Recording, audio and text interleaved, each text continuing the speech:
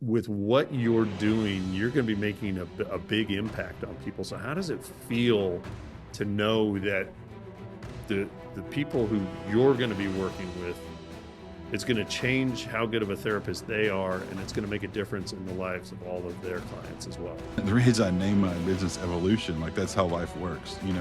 You just you get to a point in whatever it is you do where if you achieve a certain level of skill or something like that, it's only natural to try to like impart that to other people, to try to help other people with that. Welcome to the Business Brains B.S podcast, the podcast for people building businesses, battling their own brains, and occasionally stepping in a little BS along the way. So Greg and I have talked multiple times about the concept of mentoring, and we've talked about the fact that, you've got so many great opportunities in the world now with, with recordings, with books, with podcasts. I mean, you can be mentored by somebody who's no longer with us, right? Because of the technology that we have now. And this is actually a pretty exciting episode for me because we're going to talk a little bit about the evolution of evolution mental health.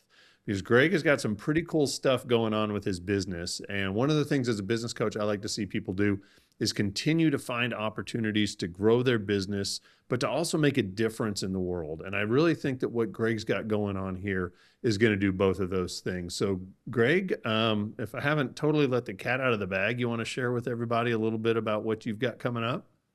You know, ev We do therapy, right? Everybody knows we provide therapeutic services, individual therapy, group therapy, couples therapy, family therapy, and then we do some extra kind of cool things like neurofeedback and EMDR and ketamine assisted therapy and mindfulness. And so we have all these services that we offer to the public to help them with their mental health. And that's always going to be, that's who we are and what we do. But it's also always been important to me in this business that in some way or another we're giving back to like our peers, to the treatment community. It's literally built into our mission statement. That's part of our mission is we're trying to help. The mission statement is that we're facilitating the evolution of our team, so the people that work here, our clients, and then and the treatment community, um, and then the community at large.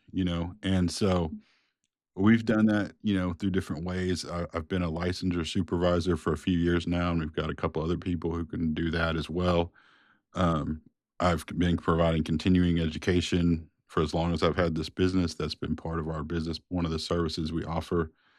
And so, what I'm really focusing on, what I want to do coming up is expanding that side of things. I want I've been asking myself, how can I do even more, for all my peers, for the treatment providers in the state of Oklahoma, not even just in the Tulsa area. I'm licensed in the state of Oklahoma. I'm a continuing education provider in the state of Oklahoma.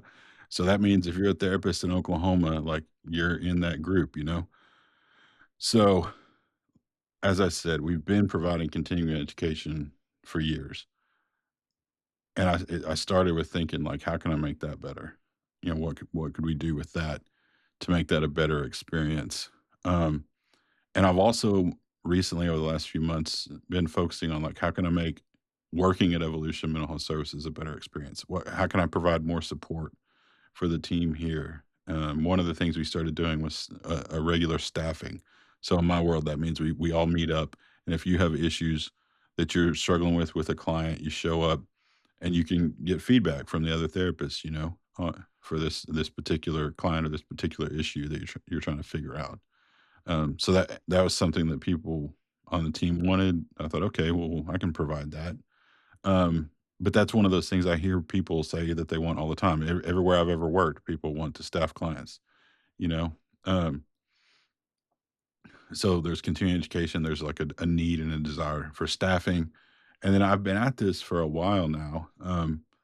I don't, there are people who've been doing this a lot longer than me, and I don't pretend to know everything about everything, but I feel like at this stage in my career, I know enough about enough things that I can help, in certain issues. And so also, want to be able to provide like some consultation, for people that are struggling in different areas, like whether it's, they're not sure, um, what to do with clients, or whether it's aspect like business side of things. Um, I wouldn't be so bold as to say I could, go, help some CEO of Fortune 500 company run their business better. That would be pretty foolish, I think, on my part. But I do have a pretty good understanding of running a counseling business.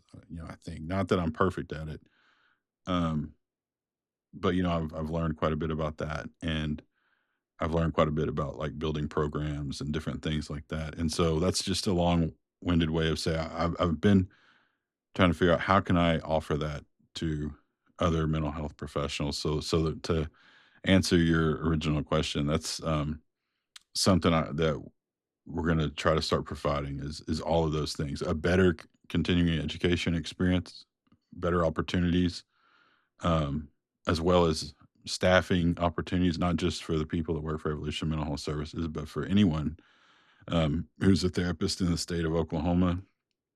And then consultation services. If there's a therapist out there that's struggling and trying to figure out some aspect of their profession, if I can help them out, I want to be able to help them so that the profession as a whole is growing and evolving. And there's a lot to that, and we don't have nearly all the kinks worked out yet, but I've got a good team of people that are working with me on that, and so that's the vision, and we're hoping to bring that in the next few months.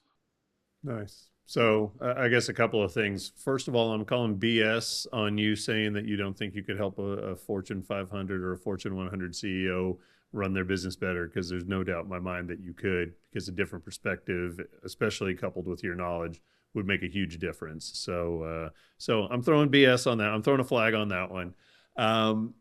But to kind of maybe take it in a little bit different direction here. As you were talking, you made me think about kind of that ripple effect, right? You take a pebble, you throw it out in a lake, makes a little splash, and then you got ripples that go all the way to every part of the shore. So with what you're doing, you're going to be making a big impact on people. So how does it feel to know that the people who you're going to be working with, it's going to change how good of a therapist they are, and it's going to make a difference in the lives of all of their clients as well? I guess how it feels is it just feels natural. Um, like it doesn't. I don't have any grand feelings about it. I've always been a believer that. I mean, that's the reason I named my business Evolution. Like that's how life works, and you you get to a point in whatever it is you do where if you achieve a certain level of skill or something like that, it's only natural to try to like impart that to other people, to try to help other people with that. And if you're, I don't know, it makes total sense to me. If you're a great baseball player with a passion for the game, and you get to the point where you're not able to perform at the highest level, but you still have something to give. So going into coaching or something like that makes total sense. Yeah, but not every great player becomes a great coach. Well, that's true. That's You've true. got both of those skills. Yeah. Well, I appreciate that you think that. Um, no, you're right. That's true. But I don't know. You got to do something with it, and that's just always felt natural to me. And I think it's just part of my personality. Sometimes I tell people this when it comes to the continuing education stuff that I do. It's just I talk about the stuff that interests me, and it's ever since I was a kid. If something really captures my attention, it's just my nature to get into it more and then to tell other people about it. And if they're interested, they tend to like that, and if they're not, they tend to get sick of me talking, but it's just kind of what I do. So I've always seen continuing education as just kind of a natural byproduct of that. Like I'm really this topic interests me. I've pursued it, from an academic kind of learning, side of things. I've implemented into my practice, and so I know how to do it. And now I want to help somebody else learn about it so that they can do it. Um, so it just feels natural to me, like, it just always has, like, that kinda thing. So, um, like I said, doing licensure supervision, when I first started doing that, I remember, the way it felt to me is, I'm the oldest child in my family, and so it kind of felt to me like I was just being an older brother, like I got these new therapists coming in, and I'm just helping them kind of figure out the ropes, figure out how to do this and make it work for you. Um, I already talked about the continuing education stuff, and the staffing stuff's kind of the same way. It's just like you're struggling with a particular issue, a particular client, whatever, like, okay, how can we help? And that's the beauty of those group type activities, the staffings, even the CEUs, even though I'm the main one speaking, other people chime in. So you get to hear from all these other therapists. And so whether I'm the one providing the information or just facilitating a situation or an environment where information can be shared, it just, yeah, how it feels, it just feels natural. Like this is what's supposed to happen. And what I've learned kind of through owning this really has occurred to me big time through owning the business is, if I just have my own caseload and that's what I focus on, I can impact, if that's all I do, I'm just a full-time therapist, at best I can impact maybe what 35 people a week, you know? Um, but by investing in other people, I can impact so many more. The reach is so much further.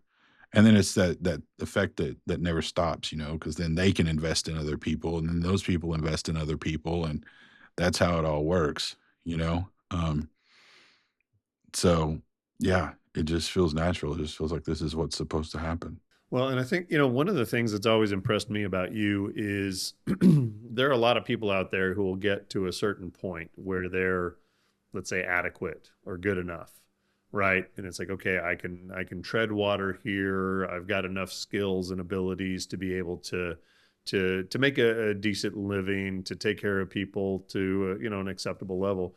But you've always seemed to be the kind of person, kind of business owner, the kind of therapist who's looking to continue to grow and learn and evolve and advance. And I guess my question is, what drives that? My DNA, maybe. I mean, for real, because it's always been that way. It's just natural to me. I've been told my whole life, like if you're into it, you're gonna be into it, and if you're not, you're not. Sometimes it's being said to me as a compliment, and sometimes it's being said to me as a criticism.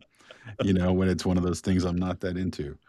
Um, yeah, that's just I don't know. It really does seem like that's just kind of my nature. Is you know why not try to take it to the next level?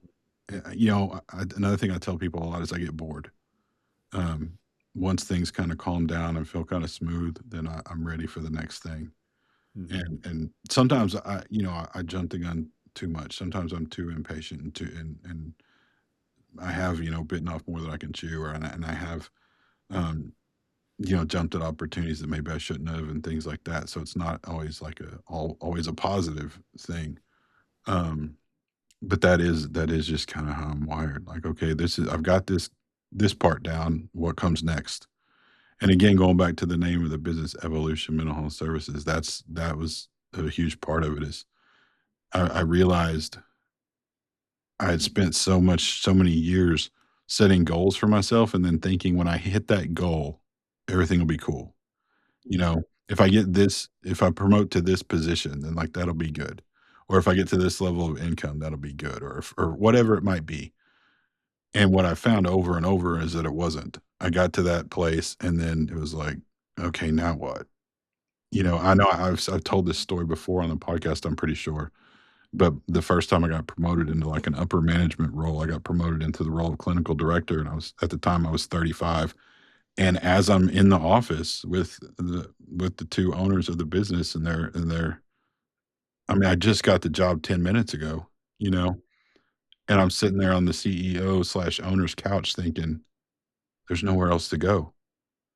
What am I gonna do?" Like, I don't wanna do it. I haven't even done the job for a day, and I'm like, "I don't wanna do this the next 30 years," you know? Um, so yeah, so that, like, evolution for lack of a better word, it's just that's how I'm wired. Like, what comes next? What comes next? And that was the thing with that name is just accepting that like, no, no, no, no, no. It's not about a goal. It's like hitting a goal. It's just about that continual process. The the fulfillment or whatever you want to call it is from the journey, it's from the work.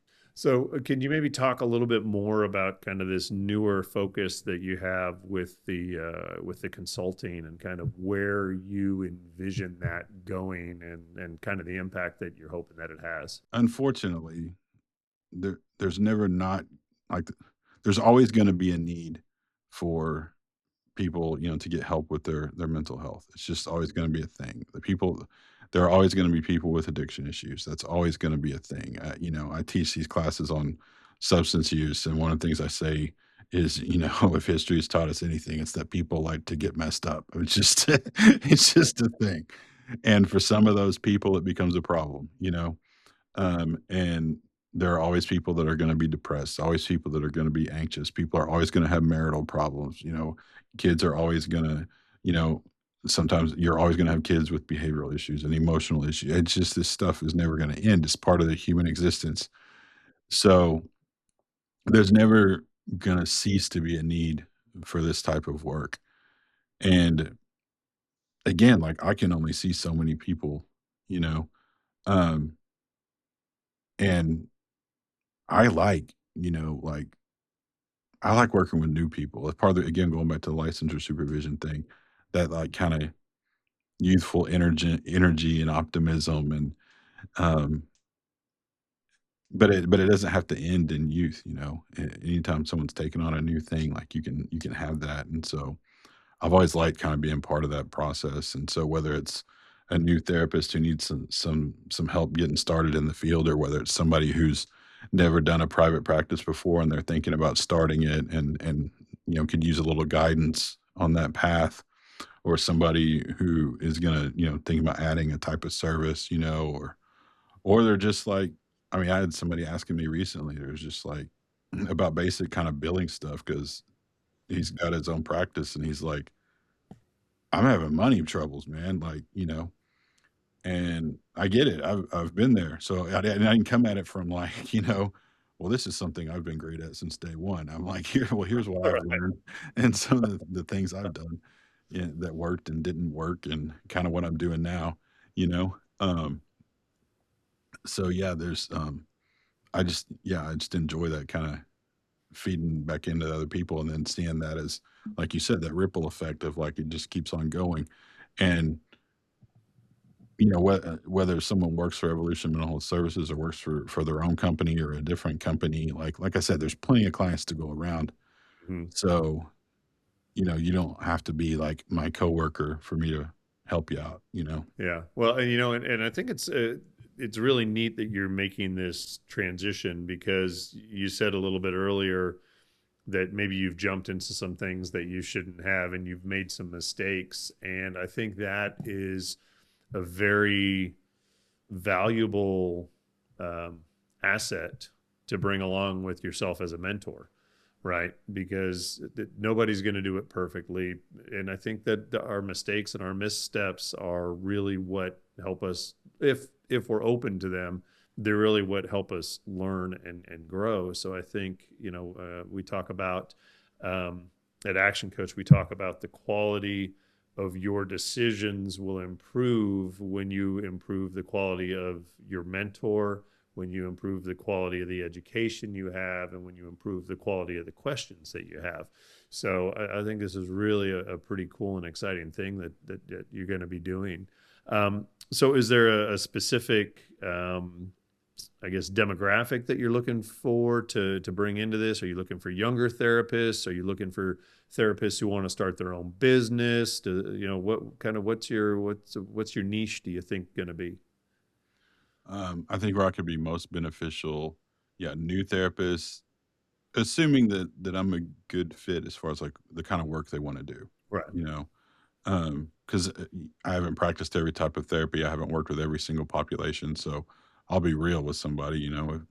If somebody wants to start, a clinic to treat kids with autism, ages 3 to 7, it would probably be kind of slimy of me to tell them I can be a big help, with that Slimy is the population. last word I think of when I think of you. So, but if that same person, say they weren't looking for help for actual treatment for that demographic, but let's say their question was, more on the, like, the business side of that, then maybe I could be of help, depending on what the issue was. So, um, but yeah, so new people or people that are kind of new into the private practice world or considering the private practice world, um, or people who maybe they're in a well-established business, but they're wanting to add some kind of program that I could be effective with, I've done a lot of work on the addiction side of things, and so, like, somebody who wanted to, beef up or add, like, an addiction treatment type program, would be a great fit for me. Um, and then, probably not to start, but big picture, I would love to some point down the road have more than just me that's helping with this, and then maybe, I'm not your guy, but this person, can speak into that. So, that's gonna be a while probably, but yeah, so it could be, new therapists, existing therapists trying new things, um, established businesses that wanna add something and need a little support, and those are all things I've kind of been approached with, in my career. I already talked about doing licensure supervision. I've had people, seek help for doing that, like with like a new addiction program. I just you talked about those mistakes. I just met with someone yesterday who was telling me about a couple particular struggles that she was having in her own, in her business and practice. And my first response was, "Well, good news is you're not alone," and told her a story of when I had been in a very similar experience, and then, told her, kinda how I dealt with that and what I learned from it. Um, so I feel like that wasn't a real direct answer, but I would say, hit me up, let's talk, and I'll be honest with you if I can help you or not. Yeah. Well, it's funny because as you were talking, I was kind of slipping. It's not football season yet, but I was kind of slipping into the coaching tree mentality, right? You got the Greg Sutmiller coaching tree, and I think that's going to be really, really neat to be able to look at someday, and for you to be able to say, I impacted this person and this person and this person, and seeing how the branches all kind of come out. I got to imagine that'll be a pretty neat thing. Well, I mean, you and I met because of networking, you know, and there's a lot of value in that, and that's one of the things that I like about, doing, like, licensure supervision. So, at one time, I was a new therapist who had a supervisor, and, I actually had 3 different supervisors that I worked with in my career, one that I worked with really briefly, and then the other 2 were kinda split for the remainder of the time, and to some degree or another, I still talk to all 3 of them, and I think that's cool, that we still have that relationship, and it's weird, man, it's like 2 of the 3 have, like, come to CEU events that I put on, like, we're now they're in the audience, and that's trippy to me, but one of the one I had briefly, I didn't have him for very long. He's come to a few of my things, and we were talking after one of them, and he was being real complimentary, just real good to see how you've progressed, and I told him a story. I said that, "There's something you told me that you one time in supervision that always stuck with me," and I told him that story, and I said, "I've shared that with a bunch of my supervisees." And I told that story, and he was like, "Man, I can't believe you remember that." But just thinking about, like, he shares an experience with me that I then share with other people, and how that connection just goes on, I think that's really cool. So, like, I have connections with the people who help me, not just my licensure supervisors, but other people that I've worked with over the years, you know, and then I get to, like, invest in some way into somebody else, and then those are connections that we have, forever. I think that's a really cool thing. Yeah. Well, and I think the other thing that's impressive to me too, because this is something in my life I realized that I let having a mentor slip for a while, right? So I had mentors, and then kind of got out of that habit and kind of got into my rut, wasn't growing, and then I came over and started doing this coaching thing, and got a coach, and I think there's so much value in having a mentor, but also having your mentor be somebody who eats their own cooking, right? So you've got, I mean, how many different mentors do you have? Well, tha that's a broad question. I've got, like I was saying, the people that, like, have helped me along the way that I still have access to that are, like, real people. If that and I say real people because I have other. You're not using AI yet? No, well, what I was gonna say is I have other people that I've gleaned so much from that are no longer with us through books, through recordings, through courses that I've taken. Um, and that's really cool. And I don't know if you'd call somebody who you've never met in person a mentor or not, but yeah, they're like, like I mean, therapist wise, like two that come to mind, like Carl Jung and Aaron Beck. So Carl Jung, he's pretty old school. He was a contemporary of Freud, um, but said a lot of things that I found very intriguing. And I've read his books and um, different articles and things, and I feel like I've learned a lot from that guy, even though he was long dead before I showed up on the earth. Aaron Beck is kind of the OG of cognitive behavioral therapy. And same thing, read the books. I've gone through trainings through the Beck Institute. By the time I was doing trainings in the Beck Institute, he was still alive, but he was super old, so you didn't get to sit and learn directly from him. The best you got was watching videos of him, and then you got to learn from the other people that worked there. But even just watching those videos, like I was so amazed at the mileage he could get with a client with these what seemed like really simple tactics, these really simple methods.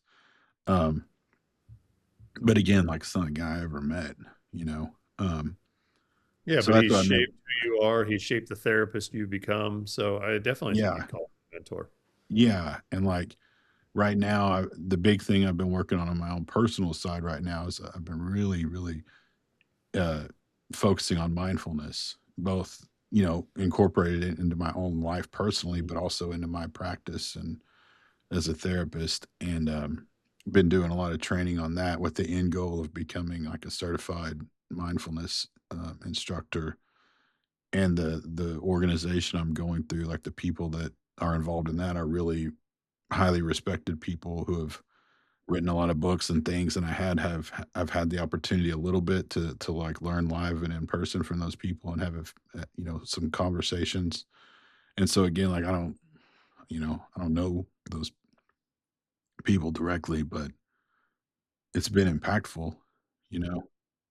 Um, and plus, the real life people that, not that they're not real life, but you know what I mean, that I can run into at a conference or send a text message and things like that. Um, so quite a few in various forms and contexts. Which is a great thing to have. And yeah, I was talking about the quality of the mentor that you have, the quality of information that you process, quality of the questions that you ask leads you to make better decisions. Better decisions leads you to have a better life. So I really do think it all starts with who you've got in your corner and what you're feeding into your brain. Yeah, yeah, and it's worth pointing out that part of the reason I really like doing this kind of stuff is I learn from it. I grow from it. So sometimes it's like, the person that everyone's heard of, like, so this mindfulness program I'm doing, the kind of the top person, I guess you might say, in that program is Jack Cornfield, who's really well known in that space. Um, and so, no one's shocked if I say I learned something from Jack Cornfield, but sometimes it is a conversation I have with somebody that I supervise, you know, or somebody that I'm talking to at one of these CEU things or something, and I pick up a bit of knowledge or a bit of insight. And so that is one of the I tell people this all the time. One of the reasons I do this is it keeps me sharp. It keeps me moving forward and progressing. You know. Well, that's awesome, Greg. Congratulations. That's some pretty exciting stuff. And I think if we take nothing else from today's episode, it's, make sure that you've got yourself a quality mentor and that you take advantage of them. So, well, that does it for this episode of the Business Brains and BS podcast. Remember, progress beats perfection. Hope is not a strategy, but it is a necessity. And the BS that tends to hold us back usually starts in our own heads. If you enjoyed this episode, follow the show on YouTube, Spotify, or Apple Podcasts. Leave us a rating, and make sure you share it with a business owner who you think needs to hear it. Until next time, we'll see you.